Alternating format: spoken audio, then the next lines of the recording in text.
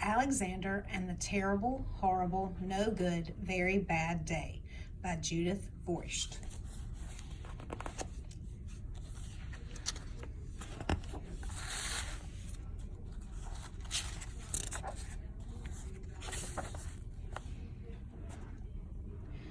I went to sleep with gum in my mouth, and now there's gum in my hair. And when I got out of bed this morning, I tripped on the skateboard, and by mistake, I dropped my sweater in the sink while the water was running, and I could tell it was going to be a terrible, horrible, no good, very bad day.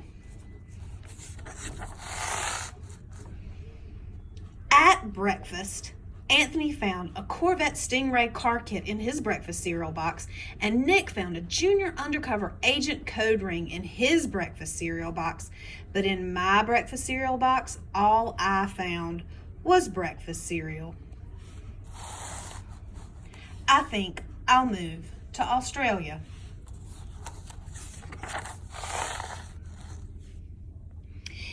In the carpool, Mrs. Gibson let Becky have the seat by the window.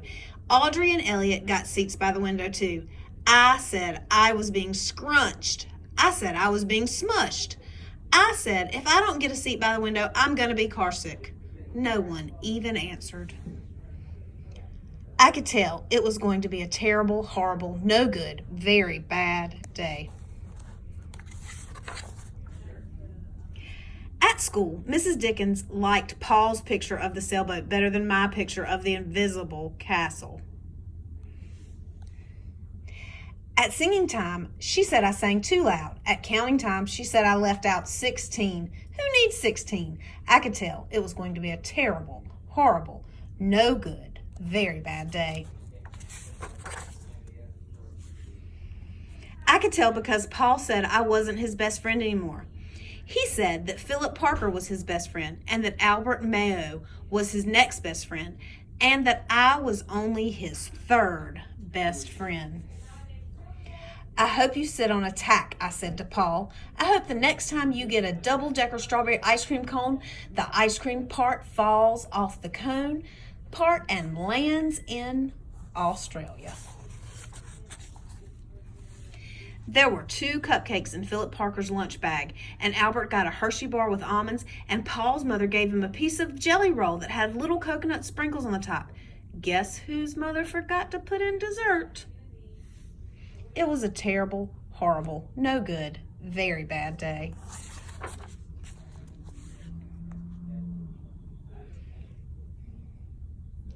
That's what it was, because after school, my mom took us all to the dentist, and Dr. Fields found a cavity just in me.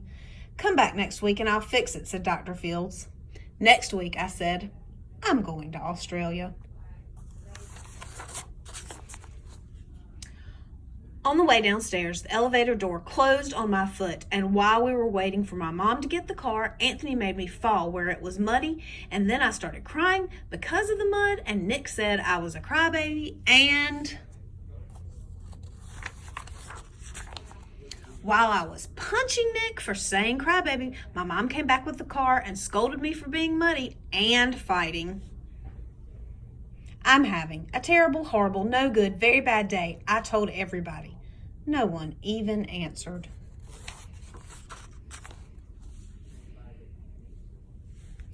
So we went to the shoe store to buy some sneakers. Anthony chose white ones with blue stripes. Nick chose red ones with white stripes. I chose blue ones with red stripes, but then the shoe man said, we're all sold out. They made me buy plain old white ones, but they can't make me wear them.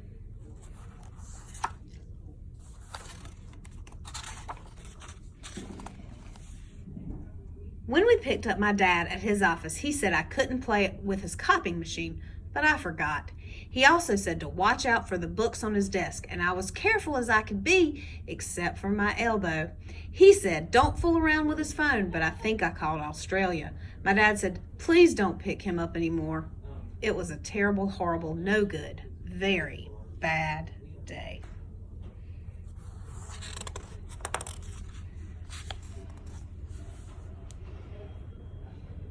There were lima beans for dinner. I hate llamas. There was kissing on TV. I hate kissing.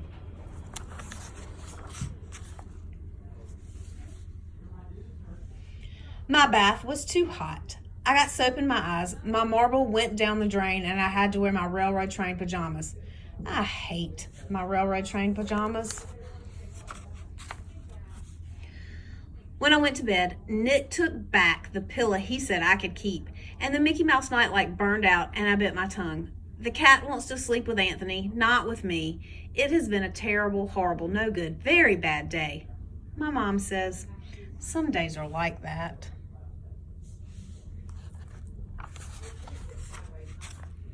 Even in Australia.